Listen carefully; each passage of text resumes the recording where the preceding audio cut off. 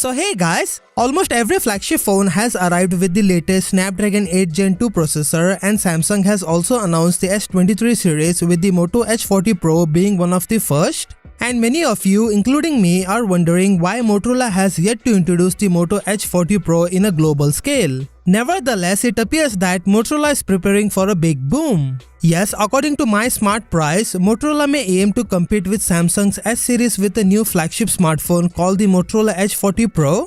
Rumors claim that the company's forthcoming flagship phone will be released to the worldwide market. Unfortunately, there has been no official words from Motorola about the Edge 40 Pro, but recently leaked renderings courtesy of Apple's pointing to its release. Let me tell you that I have been waiting for this phone since it was released in China. I like the phone's design and how it feels in hand. The Moto X40 Pro may be a tough competitor to the Galaxy S23 Plus in my opinion, because of the almost same specifications. The only difference between two phones is that the Galaxy has an overclocked 8 Gen 2, but a battle between these two phones will be exciting to see when the H40 Pro is unveiled. When pricing is taken into account, the H40 Pro can be almost as pricey as the S23 Plus. The H40 Pro will really be available for €849 with 12 gigs of RAM and 256 gigs of storage according to the source. The H40 Pro will indeed cost €50 more than its predecessor. Although there hasn't been any word of a North America release, we won't be shocked if Motorola continue to utilize the H Plus brand for the H Plus 2023. For only a recall, the Motorola H40 Pro is likely to include a 6.7 inches Full HD Plus curved AMOLED display with a refresh rate of 165Hz, as well as DC dimming, HDR and 10-bit color support. The Qualcomm Snapdragon 8 Gen 2 SoC with Adreno GPU for graphics might be powering the device.